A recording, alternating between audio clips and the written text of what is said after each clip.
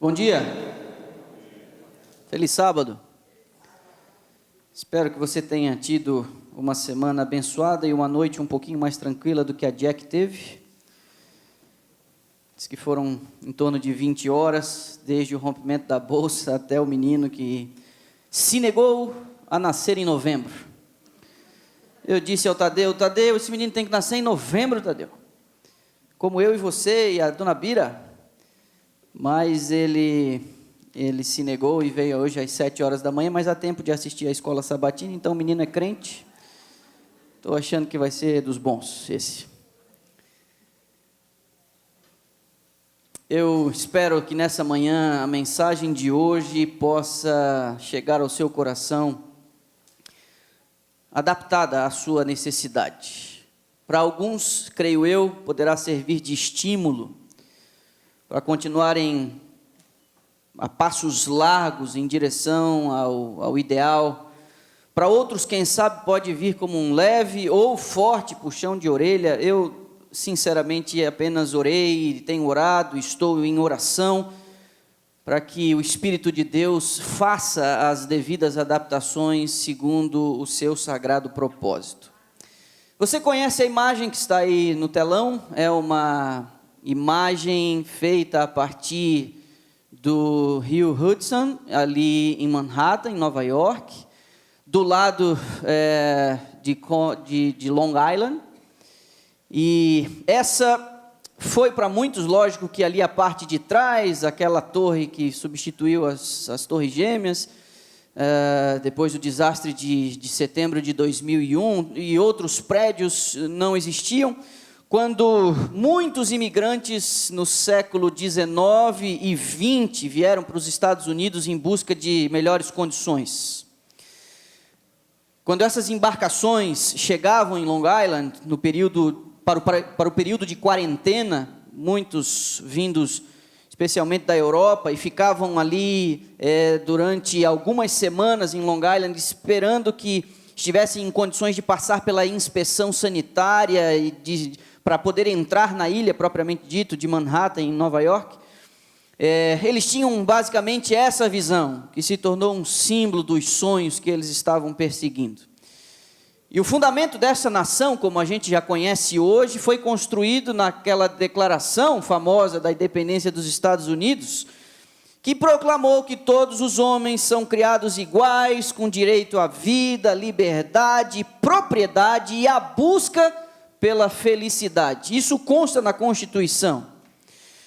James Adams definiu logo após a grande crise econômica de 1929, você já deve ter ouvido falar a respeito, ele definiu o sonho americano como uma vida que deveria ser melhor, mais rica, mais completa, com oportunidades para todos, baseado em suas habilidades ou conquistas, independente de sua classe social ou circunstâncias de nascimento. E assim tem sido. Esse é, de fato, o país das oportunidades. Aqui você faz as coisas acontecerem. Em menor ou maior grau, para um ou para outro, alguns podem dizer, não, pastor, as coisas estão mudando, mas ainda é o país das oportunidades. E esse ideal de liberdade inclui essa chance da prosperidade, do sucesso, uma maior mobilidade social. As pessoas transitam entre as camadas sociais com mais facilidade, alguns deles depois de um trabalho muito duro, numa sociedade com menos obstáculos. As pessoas aqui, inclusive, os que migram para cá, não demoram para descobrir que o dinheiro se mede pelas horas. E quanto mais ocupado você está, quanto mais trabalho você exerce, mais dinheiro você faz. Eis também aí o perigo do sonho americano. A cilada do sonho americano pode consistir em adotar um padrão de vida cada vez mais elevado. Afinal de contas, se você der duro, você chega lá. Você pode tornar sua vida mais complexa.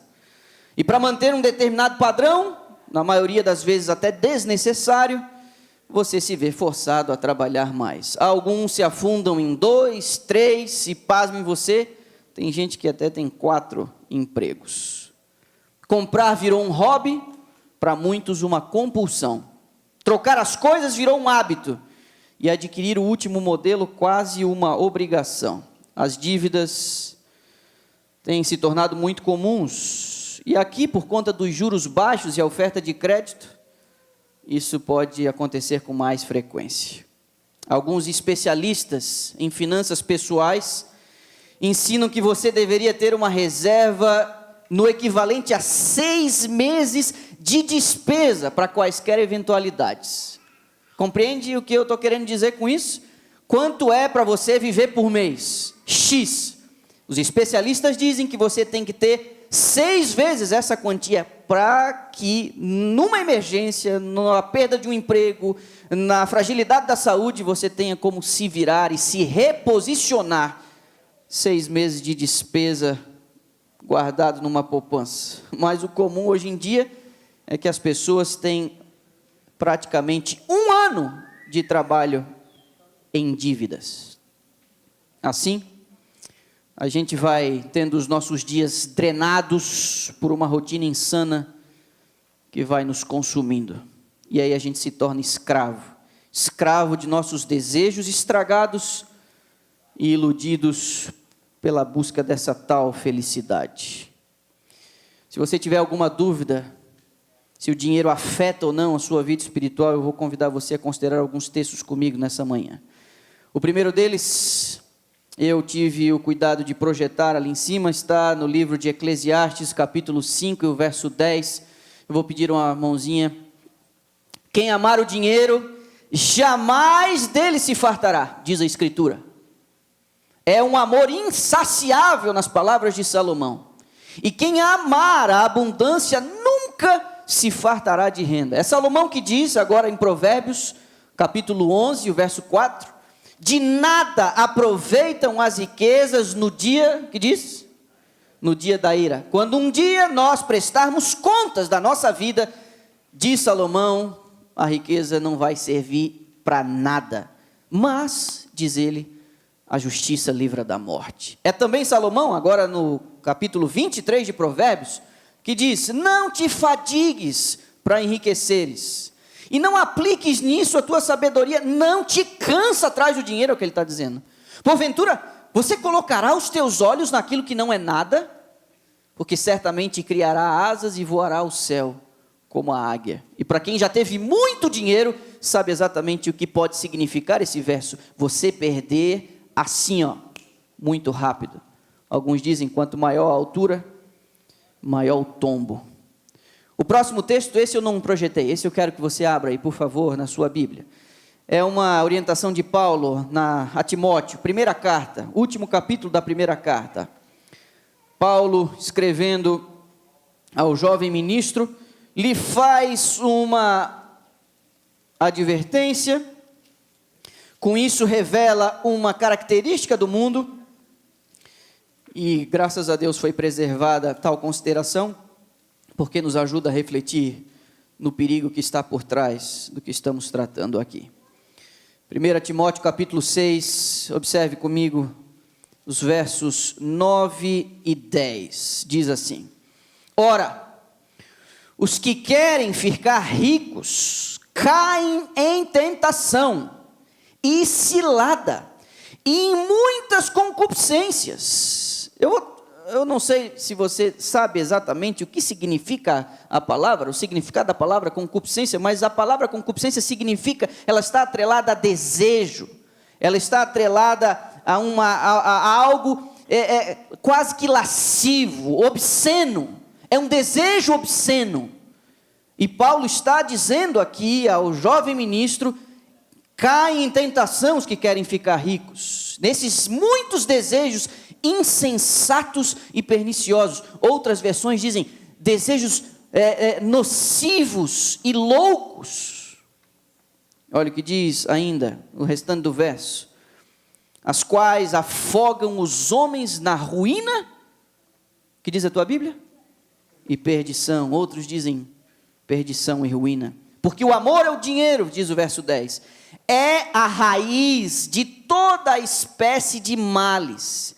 E nessa cobiça, nesse desejo de ficar rico, alguns se desviaram do quê? Da fé.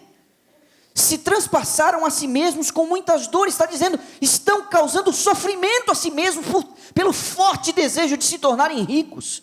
Mas tu, ó homem de Deus, foge dessas coisas. Essa é a recomendação bíblica. A gente pode perceber nesses textos o perigo que o dinheiro representa. Me permita aqui fazer um breve resumo. Paulo está falando de queda, libertinagem, loucura, desvio da fé, perdição, ruína, dor. Isso que pode estar por trás dessa busca desenfreada pelo dinheiro. Mas Jesus, creia você, ele também tratou desse assunto. E eu vou dizer um negócio para você. Para quem sabia que teria muito pouco tempo aqui, se o nosso mestre resolveu gastar tempo para tratar desse assunto, eu e você devemos crer, porque ele merece a nossa atenção. Se ele resolveu mexer com esse assunto, é porque isso pode nos afetar diretamente. Então eu vou convidar você a ir a Mateus, capítulo 6. Porque agora Jesus, ele traz uma novidade em relação a esse assunto. Diferente dos textos que nós lemos anteriormente, Jesus nos apresenta algo novo, quando trata do assunto. Mateus capítulo 6, isso faz parte daquele sermão famoso, o Sermão da Montanha. Em algum momento ele julga ser necessário falar e instruir as pessoas em relação a essa matéria. Mateus capítulo 6, o verso é o 24, a Bíblia diz assim, você conhece esse texto, creio eu. Ninguém pode servir a dois, que diz a tua Bíblia? Senhores. Porque ou há de odiar um e amar o outro, ou se dedicará a um e desprezará o outro. Não podeis servir a Deus e a, que diz a tua Bíblia aí? Algumas Bíblias chamam de dinheiro, outras chamam de mamon, dependendo da versão. Você percebeu? Nas palavras de Cristo, o dinheiro ganha aqui um status de ídolo.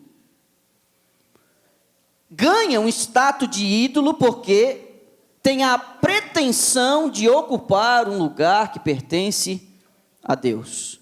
Diferente dos textos, como eu disse, que nós lemos anteriormente, que tratam do dinheiro como uma coisa, Jesus aqui atribui a ele um caráter pessoal, se referindo ao dinheiro como alguém. Por que ele faz assim? Eu vou pedir permissão a você para fazer algumas considerações.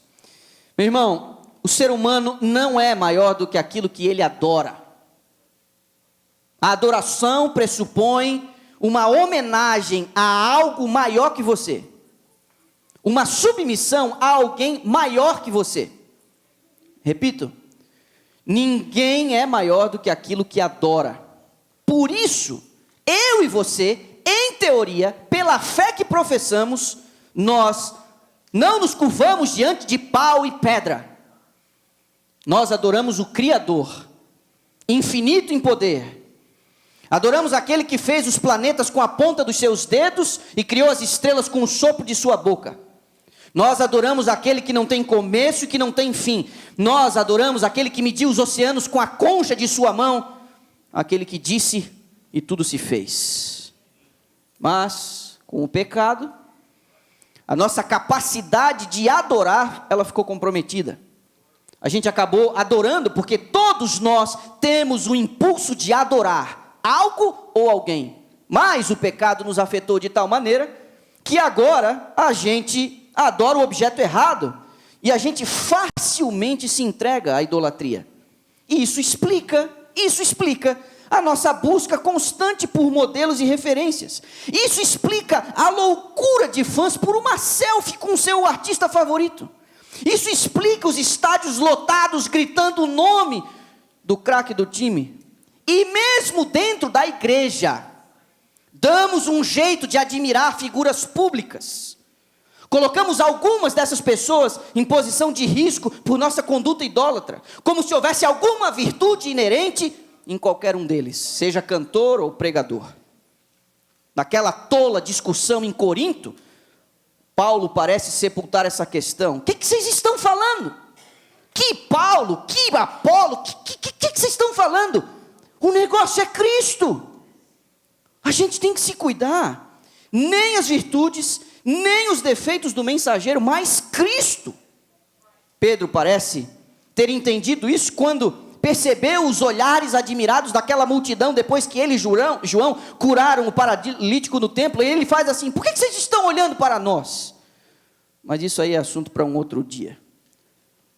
Eu fiz uma rápida pesquisa, e no Antigo Testamento, Israel se curvou a Baal, Astarote, Moloque, Azera, Istar, Dagon, e a lista ainda continua. Um pouquinho mais de cuidado, numa pesquisa um pouquinho mais apurada, você vai ver. Era um povo inclinado à idolatria. Mas agora Jesus apresenta um outro Deus, adorado por muitos. E nesse tom pessoal, Jesus se refere ao dinheiro como um concorrente seu. Alguém que pretende tomar o lugar que deveria ser unicamente dele. Eu tenho visto, ao longo dos anos, o que o dinheiro pode causar. Brigas ridículas por heranças. Heranças gordas e magras. Disputa por mansões e por um casebre numa favela local. Litígios envolvendo a herança por uma grande companhia ou um simples comércio de bairro. Desconfiança e briga entre irmãos. Instabilidade matrimonial. E quantos crimes têm sido cometidos por amor ao dinheiro? Mentira, dissimulação, trapaça, corrupção, peculato, homicídio, adultério, ciúme. E eu não preciso ir muito longe para dizer a você o estado em que nós nos encontramos como nação brasileira por conta dos assaltos, das corrupções, quando eu me nego a dar uma nota fiscal na padaria, ou por grandes corporações que sonegam bilhões e outros em posições de poder desviando o dinheiro público da saúde e educação. Não entrando no mérito em si da ideologia ou da política, eu quero dizer a você, estamos cercados por todos os males, por conta do amor ao dinheiro e ao poder que ele traz. Mas não é só esse desejo pelo dinheiro que expõe a nossa ganância, a falta do dinheiro e o descontrole financeiro revelam também toda a nossa fragilidade. De acordo com a Confederação Nacional do Comércio, um órgão brasileiro, em 2017, o perfil do endividamento familiar no Brasil apontava que 60,8% das famílias estavam endividadas, quase 2/3 da nação. A metade destes tinha uma dívida acima dos 10 salários mínimos. O cartão de crédito era responsável por 76% dessa dívida. Alguns sem ajuda jamais conseguirão sair dessa. Aqui nos Estados Unidos não é muito diferente. A questão é que aqui os juros são muito mais baixos, gerando uma sensação de segurança que pode se tornar uma armadilha. No último trimestre do ano passado, o endividamento norte-americano alcançou os 13 trilhões de dólares. E um instituto econômico fez uma divisão, dividiu esses 13 trilhões de dólares por cada habitante do país, incluindo as crianças. Isso indica que cada habitante desta nação tem uma dívida média de 40 mil dólares, cada pessoa. E se você não está devendo 40 mil dólares, é porque alguém deve estar devendo 80. Crédito estudantil, mortgage, cartão de crédito, prestação do carro. Eu apenas gostaria de lembrá-los que a crise final tem um componente financeiro, que fica evidente na profecia. Comprar e vender. Você lembra Apocalipse 13? A importância de uma mensagem como essa, num sábado pela manhã, é que sua saúde financeira afeta o seu casamento, tira o seu sossego e compromete a sua espiritualidade. Naquele fantástico poema de Victor Hugo, Desejo, ele sintetiza em uma das suas estrofes uma visão incrível sobre o dinheiro, eu queria compartilhar com você. Ele diz: desejo, outro sim, que você tenha dinheiro, porque é preciso ser prático. Eu adoro isso. E que pelo menos uma vez por ano, coloque um pouco dele na sua frente e diga: você é meu! Só para que fique bem claro quem é dono de quem. Quando Jesus tratou desse assunto em Mateus capítulo 6, ele o trata como um Deus. Mas Jesus não fez só isso. Você ainda deve estar aí com a página aberta de Mateus capítulo 6. Eu queria que você visse o verso seguinte, porque Jesus faz uma garantia aqui. No verso 25 ele diz: não andeis ansiosos quanto à vossa vida, pelo que haveis de comer ou pelo que haveis de beber, nem quanto ao vosso corpo pelo que haveis de vestir. Meu irmão, quem fez a advertência, cuida com o dinheiro, no verso seguinte fez uma promessa. Jesus não faz exigências sem dar garantias, e ele dá uma garantia porque o evangelho é assim, o evangelho ele é libertador.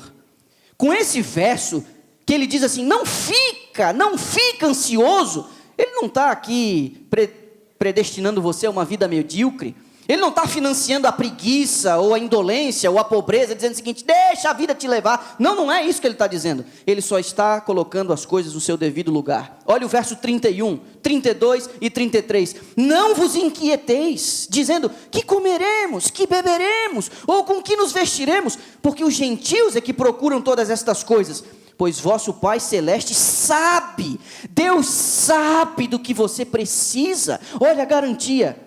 E agora, no 33, o clássico, buscai, pois, em primeiro lugar o seu reino e a sua justiça, e todas estas coisas vos serão acrescentadas. Nós precisamos tomar o Senhor por sua palavra. Ele disse, cuida, mas diz assim, mas não se preocupa, eu sei do que você está precisando. Olha para mim, não caia na besteira de achar que você pode gerenciar as suas contas sozinho. Os nossos valores estão estragados. As nossas prioridades estão invertidas. Quando a gente coloca o reino em primeiro lugar, quando a gente não coloca o reino de Deus em primeiro lugar, acontece o que aconteceu no tempo do profeta Ageu. Esse texto eu coloquei aí no quadro, na projeção. Ageu capítulo 1, verso 6. Semeais muito, foi o texto que a Duda leu. Recolheis pouco, comeis, porém não vos fartais. Bebeis, mas não vos saciais. Vestivos, porém ninguém se aquece. E o que recebe salário, recebe-o num saco furado. É possível que nessa manhã eu esteja falando para algumas pessoas que acham que o dinheiro não está rendendo. As coisas parecem que somem. Você trabalha, que nem um louco. E parece que a coisa, você está num emaranhado e não consegue sair disso. As razões que levaram Ageu a fazer essa advertência também é assunto para um outro dia. O que eu posso adiantar para você é que eles tinham colocado as coisas de Deus em segundo plano. Esse é o problema. Observe o que diz a palavra inspirada. Eu trouxe a você 2 textos. Vou pedir ajuda aí. Aqui se vê o poder da riqueza. A influência do amor ao dinheiro sobre o espírito humano é quase paralisador. São as palavras de Ellen White. As riquezas transtornam e levam muitos dos que as possuem a agirem como se tivessem perdido a razão, ficam loucos. Quanto mais possuem bens deste mundo, tanto mais desejam. Seu medo de passarem necessidade aumenta com a riqueza que possuem, você imagina. Tem a tendência de acumular bens para o futuro. São ávaros e egoístas, temendo que Deus não lhes proveja o necessário. Essa classe é realmente pobre para com Deus. Pode ter a conta recheada de dinheiro, podem ter imóveis e podem ter acumulado muita coisa, mas à vista de Deus são pobres. Ao se acumularem suas riquezas, nelas puseram a sua confiança e perderam a fé em Deus e nas suas promessas. O segundo texto, ainda no livro Conselhos sobre Mordomia. O amor do dinheiro é a raiz de quase todos os crimes cometidos no mundo. Os pais que egoisticamente retêm seus recursos para enriquecer os filhos e que não veem as necessidades da causa de Deus e não as aliviam, cometem terrível erro. Os filhos a quem pensam abençoar com seus recursos são com isso amaldiçoados. Severa e dura a advertência. Me permita ir com você ao último texto. Marcos capítulo 5. Enquanto você acha o texto, eu ainda vou fazer um comentário sobre o que acabamos de ler.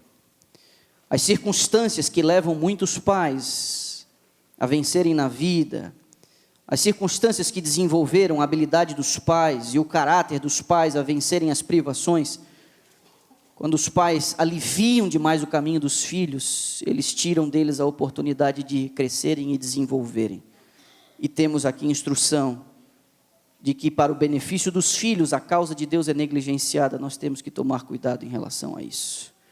Pois bem, como eu disse, é o último texto, eu queria encerrar com um episódio registrado no capítulo 5 de Marcos.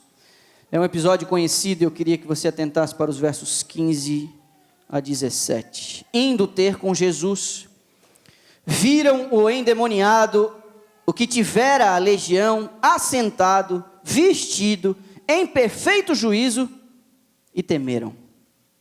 Os que haviam presenciado os fatos, contaram-lhes o que acontecera ao endemoniado, e acerca dos porcos. E o verso 17, e entraram a rogar-lhe que se retirasse da terra deles. Quando o povo de Genezaré pediu que Jesus deixasse a cidade, eles fizeram uma escolha consciente. Apesar do benefício na vida do gadareno, e você lembra desse episódio, era um homem que vivia entre os sepulcros, com correntes, possuído por demônios. Jesus tem uma conversa com ele. Esses demônios, na hora que o homem vai abrir a boca para pedir ajuda, os demônios falam através dele, fazem um pedido, e estranhamente Jesus atende o pedido, e os demônios, eles são expulsos, e tomam os porcos, uma manada de 2.000 que estavam ali, e os porcos enlouquecidos, possuídos por demônios, saem e se jogam no precipício, morrendo afogados ali no mar da Galileia, na parte oriental. Isso causou uma bagunça danada na cidade. As pessoas ficaram admiradas, não só pelo estado daqueles 2 que foram libertos dos espíritos malignos, porque estavam ali agora com um outro aspecto. Alguns chegaram a duvidar, eram eles mesmos. Eles ficaram admirados, mas uma coisa tornou o episódio ainda mais assustador. Foi o prejuízo financeiro causado pela perda dos 2.000 porcos. Se eu perguntasse a qualquer cristão que eu conheço, ei, você expulsaria Jesus da sua vida? Eu aposto que ninguém dos que eu conheço admitiria tal absurdo. Em contato com essa história, somos levados a pensar que desprezar Jesus é algo que nós nunca faríamos. Será mesmo? Com honestidade. Não existe, será em nossa forma de viver algo que fazemos questão de preservar às custas da nossa relação com Cristo? Será que não temos pedido que Ele não interfira em alguns assuntos pessoais? Quanto da nossa privacidade resistiria a uma investigação? Quanto de nossa conduta sobreviveria a um interrogatório aqui na corte local? Quanto de nossos desejos resistiriam também a uma auditoria celestial? Meu irmão, Jesus tem sido o salvador de milhares, mas nem sempre o Senhor da vida deles. E Ele não pode ser salvador sem que Ele exerça domínio sobre a nossa vontade. Essa vontade estragada, cheia de frescuras e cacoetes, que o põe no banco do carona. Essa vontade obstinada, que segundo a descrição de Laodiceia, o deixa do lado de fora. Um cristianismo sem Cristo. Por favor, vá embora daqui. Foi o que aquelas pessoas disseram. A presença de Cristo, na perspectiva humana, às vezes dá prejuízo. Eu estaria falando para alguém nessa manhã que tem preferido deixar Jesus de fora em alguns assuntos pessoais. Seu namoro resistiria à presença de Cristo? Seu orçamento familiar tem revelado sua fidelidade nos dízimos e nas ofertas? Suas transações comerciais atestam de sua fé? Suas negociações são honestas e transparentes? Você usa da astúcia e da política para alcançar alguns dos seus objetivos? Por favor, vá embora. Foi o que eles disseram. Eu vou lhe dizer aqui uma coisa. você nunca vai tomar prejuízo fazendo a coisa certa. Nem nessa vida, nem na futura. As contas do egoísmo e da avareza nunca fecham. Mas a matemática de Cristo é perfeita. Ninguém pode servir a 2 senhores, disse o Mestre. E hoje, se ouvires a minha voz, não endureçais o vosso coração.